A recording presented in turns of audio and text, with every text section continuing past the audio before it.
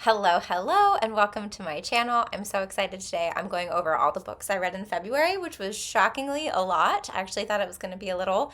I read 14 books. February was a super busy month for me, which is why it's been so long since I've recorded something, so I'm like way behind.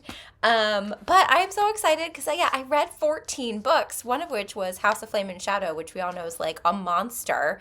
It was like, 800 something, 900 pages, but I'm like proud of myself. We went to Disney in February. I had a lot of job things happen in February, just like a crazy month, but I powered through. My Kindle, man, this is a warrior. But anyway, this is my recap of February, and I have some really fun ones I'm excited to kind of talk about.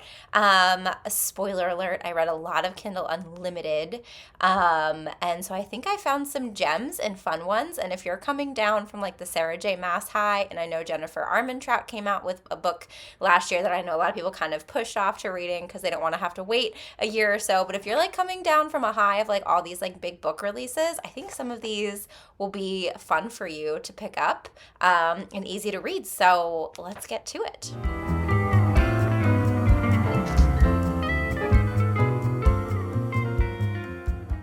Alrighty, so I have to say, I started the month off. I did start the month off literally with House of Flame and Shadow because I like needed to see, like I need to get through the first chapter to like see what's going on and like be at peace with how House of I can't even remember I always want to say, which is not, what is it? What are you called? Hold on. What are you called? House of Sky and Breath. House of Sky and Breath. Clearly I'm exhausted. So after reading House of Sky and Breath, obviously want to know what's going on, but I found myself, because I read House of Sky and Breath at the end of January, and I found myself with like a week, and I didn't want to have a week with no book to read, or it was like 10 days or something like that. So I started a series called The Fae of Snow and Ice, and I loved it, but the thing is I didn't finish it. It had 3 books out at the time. I didn't finish the 3 books by the time House of Flame and Shadow came out. So while I started February with a chapter of House of Flame and Shadow, I very proud of myself. I shelved it. And I read the 3rd book of the Fae of Snow and Ice because I had already started that one before February hit and before House of Flame and Shadow came out. So my first technical finish of the month was Wings of Snow, which is book 3. It's this lovely book right here. This is a really fun series. I read it purposely. I was trying to find something after the Crescent City series that was finished, and joke's on me because it wasn't finished. Only 3 of the 4 books were out, but the 4th one came out and I finished it in March. So in my March video, I will tell you all about that one. But this was such a fun series. It's definitely has like a lot of the same things, like you think they're enemies to lovers, but you're not quite sure. It's like one of the fake enemies to lovers, or like the one-sided that I like to say, where they're not true enemies. Like the one person doesn't see the other person as an enemy, but the other person does. Like in this case, the main girl, her name's Alara. She sees the Fae Prince Nori as the enemy, and like then she finds out, oh, he's not actually an enemy. So it's like not true enemies to lovers. There are definitely books that are actual enemies to lovers. Like The Cruel Prince, I would say, is a true enemies to lovers. If you've read the book of Azrael, that is a true enemies to lovers situation. This is not. This is, kind of that redemptive, like, oh, he's a bad guy, and then you find out, oh no, he's actually good. It has a lot of like the tropes that we see. Like there's in the series, there's like the one bed trope, there's the fated mate trope. It has like in this series, it's called The Fae of Snow and Ice because it's actually the author wrote another book another series that I haven't read. It's like a supernatural series. It takes place in our world, which usually I don't like. I think they're called urban fantasies. I usually get really distracted when characters have like cell phones and are using like modern day lingo, which is always a shocker that I love Crescent City because that's in there all the time. But this is like another series that she wrote, so there are a couple crossover characters. But it's so fun. But it's this book in particular, Wings of Fae and Snow, is just jam-packed with plot and all kinds of characters, and it was really, really fun. The 4th book that came out was just as jam-packed, but since I read the other 2 in in January. I don't really want to talk about too much of them, but I felt like this was a really fun book. It was so funny because there is definitely some like realm travel, and I was like, oh my gosh, this is so fitting considering I'm also reading House of Flame and Shadow right now. But it's just really, really fun. I would say the plot is well done. It definitely moves a little too fast. I'm like, that could be way more developed, but it's only 390 pages, so it moves really quickly. It's like I said, it's jam-packed with things, but it's fun. I will say it is on the spice. I mean, it's spicy, and sometimes the language, I was like, I don't know if I would choose that word to describe that action. Alas, but you did. So it is a good series to read, and I did particularly enjoy this third book after, if you're like coming down from like a high of like, it's like a really intense book, like anything Sarah J Maas or Jennifer Armentrout, or even at this point I would say Raven Kennedy, because she just came out with her 5th book, which we all thought was going to be the last one. Joke's on us, it's not. Now we all have to wait. But yes, that's the Fae of Snow and Ice series. The 4th book just came out this month too, so it's officially a completed series, and I think it'd be fun. All right, next up, obviously, the next book that I finished is House of Flame and Shadow. I have so many feelings about this lovely piece, this tall drink of water right here. It is... I feel, so if you think about Sarah J Maas books, it's not even Sarah J Maas books, it's just long series as a whole. There's usually ebbs and flows, and so this was book 3, and she's definitely been on record saying she's going to continue on with the series. But the nice thing is book 3 tends to be the book where you get a lot of things kind of, a lot of plots finalized and new ones start, and we're starting to get to like a broader picture. And the nice thing about this one is that it really, while it's definitely not complete, you felt really satisfied. Like, it's not the cliffhanger that we were all sitting on after House of Sky and Breath, right? So I thought it was really fulfilling, and I really was grateful for that, because I'm sure we'll have to wait years for the next one. My notes on this one in particular was I loved everything with Rune. When I first started the series, I thought that I was going to hate him, and he ended up being my favorite character by like light years in the whole series. He's just amazing and so fun to read. I also loved how they kept Danica relevant. So even though she died in the beginning of book 1, I'd feel bad. That's a total, well, actually it's not a spoiler. That happens, but I won't, this is a spoiler-free video. Even though she died in the first book, and that her death was like the catalyst for everything, they still kept her relevant. And I really liked that, because it was weird. She's like a main character without ever barely appearing in the books as herself, outside of, just being in memories and being talked about. And I thought that Sarah J Maas did a really good job with that.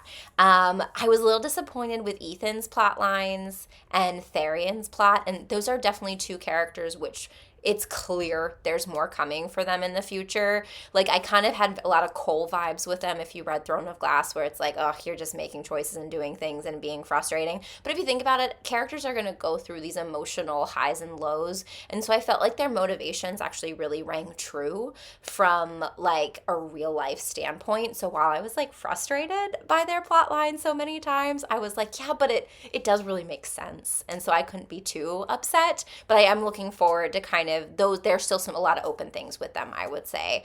But I just thought it was very well done. I will say this. Going into it, Sarah J Maas set herself up to disappoint her fans, and I do think that she did. And it wasn't, I thought she still did a great job, but if you haven't read the book yet, forewarning, we all know what happens at the end of book 2 with the realm crossovers. I actually thought that was super lackluster. Like, I had my Kindle, and I think like for the first 10 to 16% of the book, if I remember correctly, Bryce was just like literally in a tunnel. Like, not much. And I mean, there's like talking and stuff, but the characters she with are probably characters you're like, oh man, I wish there was more. And so I felt like she built this up, and it's kind of disappointing, but, because we all are sitting here with all these theories and things, and so that was a little lackluster. But I am really curious, because I actually think the next ACOTAR book is going to pick up at the exact same time that House of Flame and Shadow started, but we'll see things from the ACOTAR character's perspective, and how that all unfolds. So I think that's kind of where that's going to come into. So I am excited for that one, and I think that she can kind of fill in some of the gaps that were left open in this one with some of the other characters that we really didn't interact with in this book that maybe we thought we would interact with. But I digress. very good, very fulfilling. I'm still excited to see where it goes, but I feel like I'm not on edge being like, okay, you gotta, come on, Sarah, write the book now. But yes, highly recommend. Super, super good. After that, I went on to The Everseas, book 2, The Ever Queen. I had been waiting for this for so long. The Ever King, I absolutely adored. This is by one of my like must-read authors, L.J. Andrews, and this is the conclusion. It's weird. It's a duology, but not really. Like she's continuing the series on, so she kind of set it up for the next characters, but it's new characters and it's a new story, so it definitely felt complete. But you know where she's going, like who the next characters are going to be, and kind of where their story is going to pick up, and that's what she did in her previous 9-book series, where she started with some characters and then slowly passed it off to other ones and other ones. But you still see characters from the previous books in them. So I'm hoping I know we'll still see a lot of Livia and Eric, who are the main characters in this one. I know we'll definitely see them in the upcoming books for sure, but this one was so fun.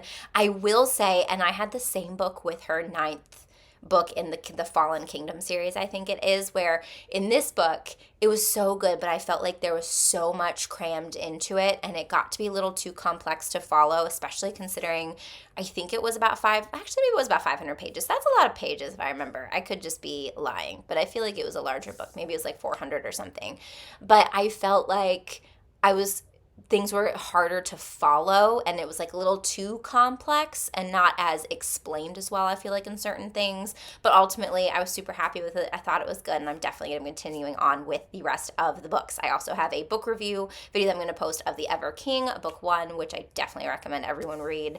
And it's a pirate fantasy romance, and I hate pirate fantasy romances, and I love that. So I'm looking forward to sharing that one soon. So that was the Ever series by L.J. Andrews. Next on my list that I went to, because I'm now at the point too. So for instance, the Ever series, the Everseas book 2, The Ever Queen. I had been waiting for the Ever Queen. I had started the Fae of Snow and Ice, and obviously I was like counting down the seconds for House of Flame and Shadow. So now I'm officially at the point in February where it's like, okay, what am I going to read? I need to go start and find something. And I was just so, I think, emotionally exhausted from reading, because again, the books that I had read were books that I were really invested in or waiting for. So I picked up a new series and I was looking for something super light and fluffy and kind of silly and fun, and it's exactly what I got, and I loved it. It was so awesome. But this is the Shifted Fate series. I'll just throw the first one. It starts with The Forsaken Mate by Vasilia Drake. I'm probably mispronouncing that completely, but this is so fun. This is a Hades and Persephone retelling.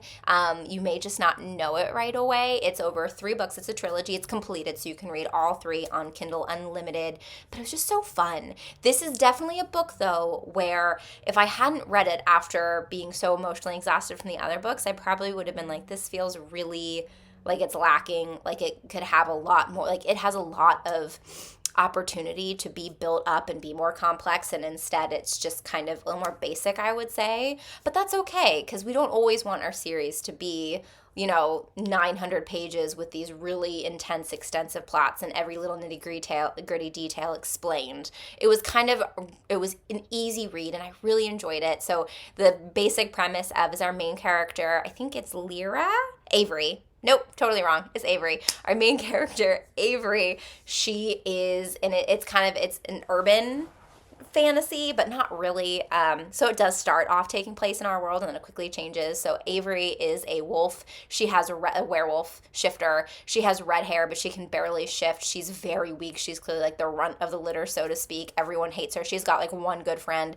Everyone hates her. Her own mom has like abandoned her, and it comes to the point where she's of age, and at this point in time where everyone's of age, they go do like this like run. They do something together, essentially, but the whole goal is you find your mate, and all these other wolf packs come from around, and everyone gets together, runs through this forest, and the goal is you're mate up, you find your moon-crossed mate or whatever. And she gets there, and immediately in front of everyone, it's clear from her side and his side that she is the mate of the alpha heir of her pack. And the alpha heir is just a jerk who's abused her and been rude to her and just awful to her and bullied her entire life. And that's her mate. And he's like so pissed. And so he forsakes her, which like never happens. But it's basically like, nope, I don't want anything to do with you. And then he and his like wolf friends like hunt her down and kill her.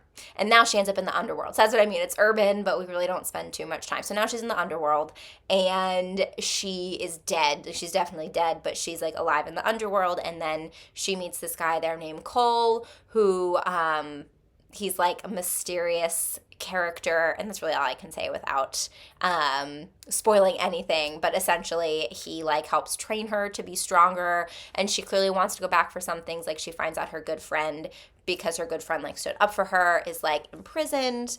Sorry, that's been bothering me. There we go. Is imprisoned. So it kind of, some plot really builds. I would say the third book, which I think is called Fatal Goddess. Is that what it is? I think it's called Fatal Goddess. Yes. That one, like, it introduced too many things, like, right away. Like, we didn't really meet the villain until that book, and then that book, like, took us through the main villain's story. I mean, it was the villain who technically was the villain from the very get-go, but we didn't know. And so it just, the pacing then got to be off. There were things that definitely needed more attention that she didn't give attention to. But overall, it was just fun, and I do recommend it. It was just a good, fun read. Okay.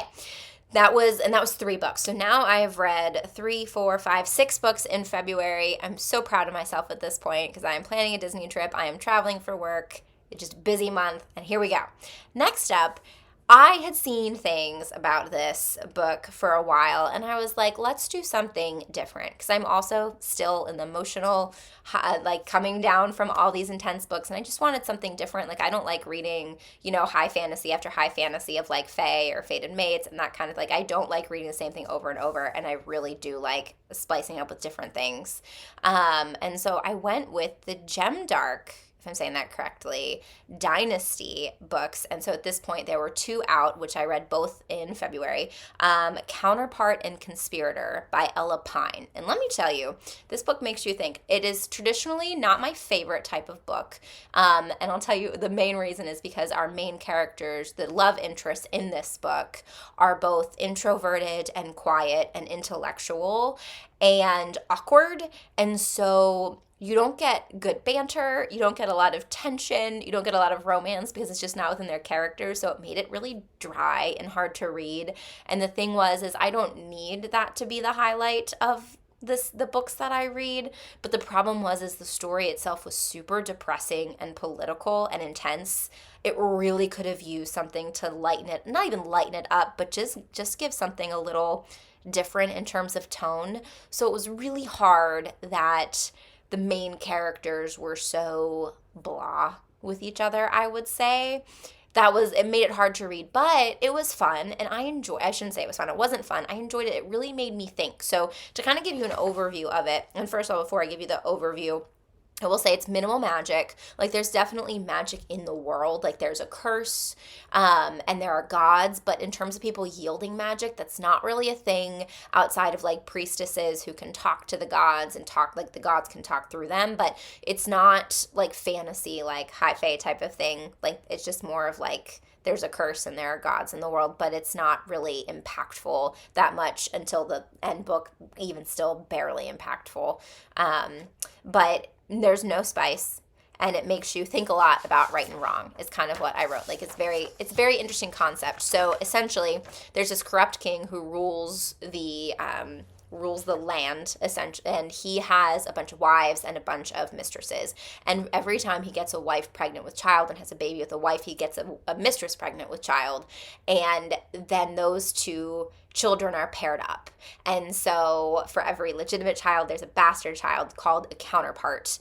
And so he then sends those children off to go live with random people. He, like, picks, I don't know how they're picked, but random people are picked to have the honor of raising an heir, as well as the bastard-born counterpart, and they're supposed to grow up as siblings, do everything together, experience everything together, with a couple differences. So, like, the main children, like the legitimate children, get a really good education and training, and the counterparts are, like, barely allowed medical care. Like, I don't care if they're hurting, you have to keep them alive, but it doesn't matter. They're not allowed to learn how to read, they're not allowed experience and really anything.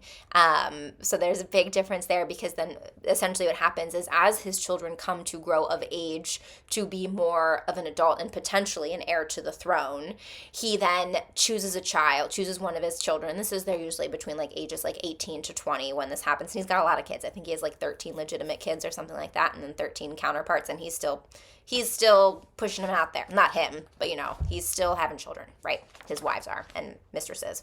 And so he picks a child to kind of mentor and stay at the palace. So again, like I said, they're all raised by other people. He brings in a pair to stay at the palace, and he mentors the legitimate one, and eventually the whole goal is at the end of their year in the castle, they are given an army to lead and then go and expand the kingdom. And that's like his whole goal, is we're expanding the kingdom. He just wants power.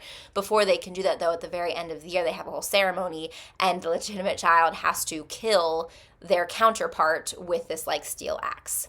And that's essential, and it's very depressing. And so our main character, originally, where the book starts, it starts with the end of the year for the ceremony.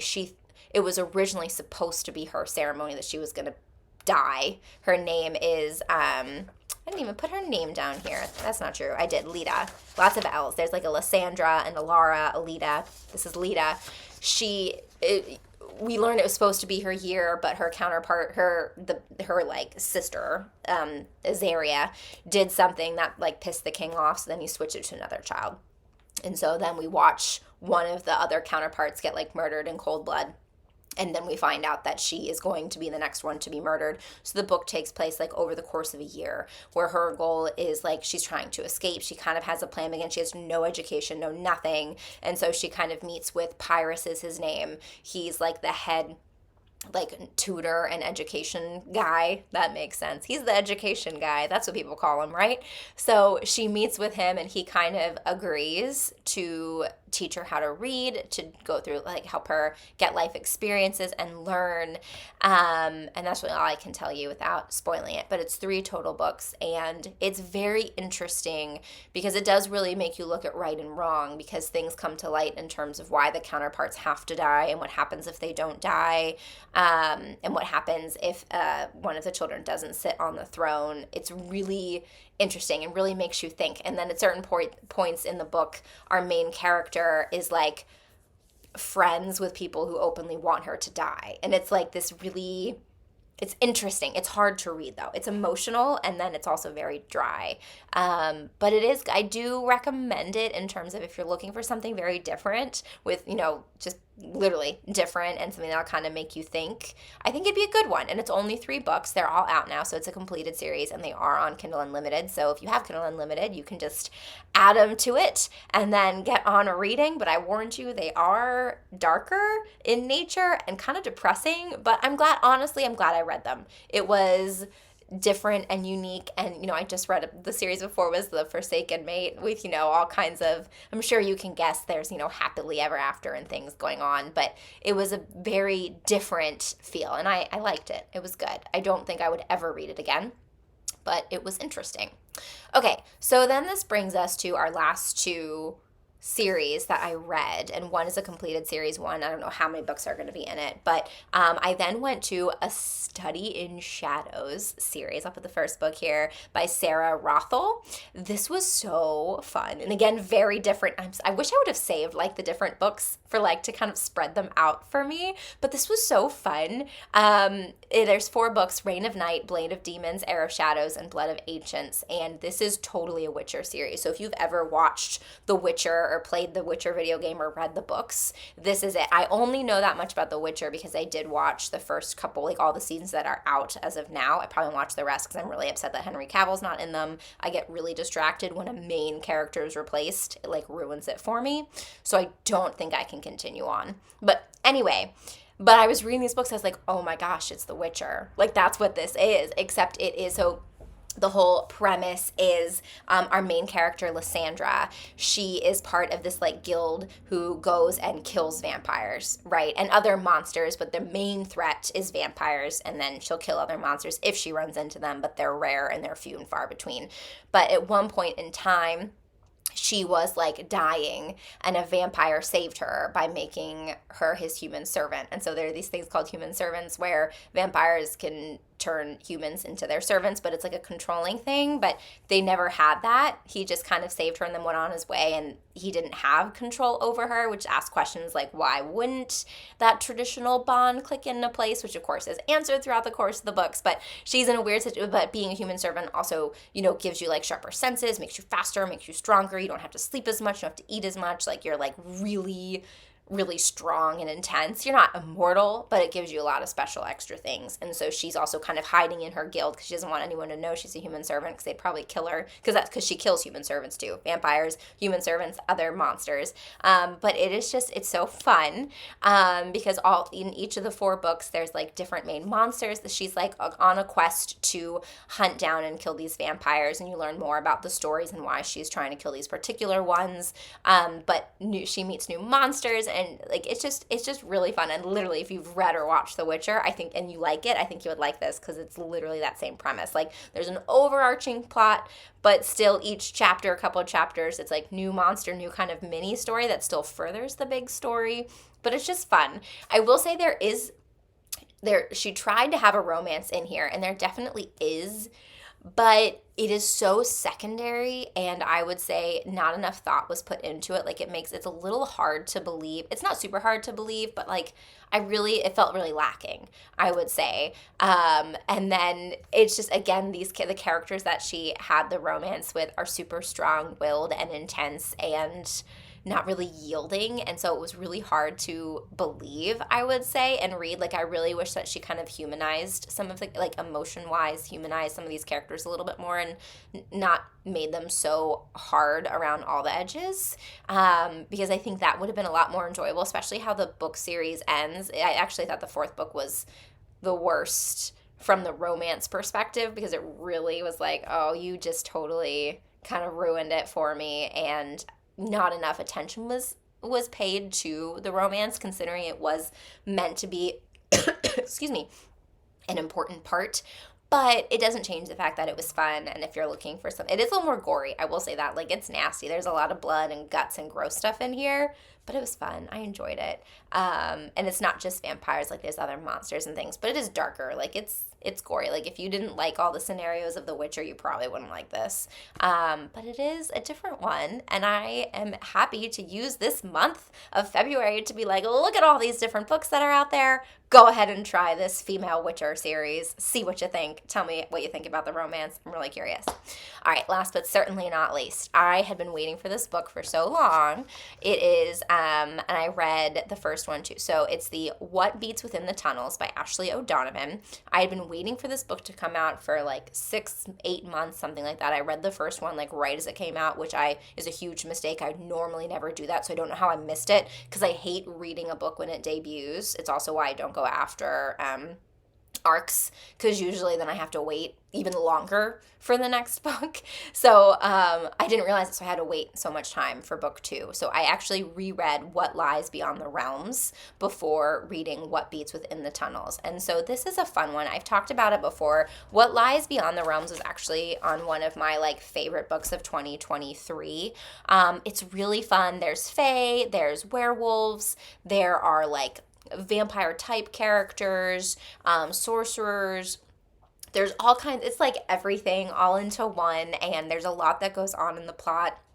It moves a lot. You think it's going one way, and then it kind of misdirects you, and it's going another way. The love story is definitely like this fated mate story, and I really enjoyed it. And then I get to book 2, and the problem that I had with book 2 is, while I enjoyed book 2 immensely, it did not fit well with book 1. Like, my review is basically like, book 2 seemed really contradictory to book 1. Like, the motives and behaviors of characters from book 1 seemed to flip-flop to book 2, or were talked about differently in book 2. And I was like, that's not really how that happened. And so I'm not sure what the author was thinking when she went into this. I'm not sure if she, after writing book 1, was like, I'm going to change things up and do this, or she always had this plan and just wasn't executed well. Either way, it wasn't executed well, in my opinion. Like, essentially, without giving anything away, think about, if you've read A Court of Thorns and Roses, think about the Tamlin, Feyre, Rhysand story, where book 1, she's all about the one guy. Book 2 slowly finds out other things about everyone. But the problem is in book 2, A Court of Mist and Fury, you can see the holes in the relationship from book 1. And you can see where that went wrong. The problem with this is you really can't. And like the guy that I feel like she's trying to make seem like, who actually she's trying to turn into look like this like total jerk, really wasn't. And then she kind of changed up his character in this book quite a bit. And I was like, well, yeah, he's a jerk in this book, but he really wasn't in the first book. And the author kept trying to talk about this thing that he did in the first book to make him seem like he was a liar or not honest with her. And in a way, he kind of did lie, but not like, it just didn't hold up for me, long story short. It wasn't executed well, and I enjoyed, because it was a total love triangle in this book. And I think at the end you definitely find out who she's going to end up choosing. Like, it definitely sets that up, so I have a feeling that it's just going to be 3 books, because I can see there's definitely sets up for a 3rd book, and I think the 3rd book's going to be interesting. But she definitely kind of makes her choice at the end of this book. So I think it's going to be a trilogy. But I was just so disappointed because I did like this book a lot. And I liked book 1 a lot. The problem is together, it just didn't, they kind of clashed for me. And I didn't feel like that kind of character turn was well executed, because she made someone from book 1 look awful and changed the total characterization of this character. And I really liked that character. And so it was really hard for me. It's not a Tamlin situation, because I could totally see early on how, like, oh, yeah, like, I wouldn't like that. Where, like, it was just a weird thing. Like, I feel like it's almost like, imagine, like, Rhysand, if you've read all the Court of Thorn and Rose's books. Imagine, like, her then in the next book trying to make Rhysand look like this terrible, and Rhysand isn't the best. I mean, I've got all kinds of things about Rhysand where I'm like, he let her go into the Weaver's house. Like, let's just be real. He's not the greatest either. It's just he's a better fit for her. Like, they just fit better. Like, neither Rhysand or Tamlin are great. But the problem is like, you took a character that, like, you fall in love with and that makes sense and is so good with some flaws, and then you turn him out. Like, it wouldn't have worked. Like, if Rhysand ended up being bad, we all would have been up in arms, like, how dare you, Sarah J. Maas. That's kind of how I feel in this situation. Like, how dare you, Ashley O'Donovan, that's the author's name. Not a big fan. And I think she had to do it to make the love triangle work, obviously, but it was just, yeah. Independently, I liked them both separately, but together as a cohesive thing, have a lot of issues with it. I'm not happy with what she did to some of my favorite characters. I'm still going to read it. Even because I still like all the characters in book 2, I just felt like I've talked about it enough. I won't talk about it anymore. You get what I'm trying to say. And if you don't, message me. So that was it. That was my 14 books of February. And considering it was a leap year, so I had an extra day. Woohoo, thank goodness there. And I technically started 2 of the books at the very end of January. So I had a couple chapters in January. But ultimately, it was such a fun and unique month for me, because I read so many things that I typically wouldn't have read, because I'm just trying so hard to come down from this, like, Crescent City high that I was on, and the Everseas high, because I was so excited for that one too. And I was just looking for completed things, really, so I wouldn't have to wait. And I definitely found that. And then you'll see in my March video for some of the ones that are still open, because technically at this point in time, Fae of Snow and Ice and the Gemdark Dynasty are still to be finished, and I finished them in March. So I'll definitely be revisiting those in the next monthly recap video. But thank you for watching. I hope you enjoyed this, and if you read any of these, please let me know your thoughts. Let me know where I'm crazy. Let me know where I am right. I can't wait to hear what you think, but feel free to follow me on Instagram, Morgan and Bookland. You can message me there. We can be Insta friends instantly with a click of a button. But I hope you have a wonderful day, and thanks for watching.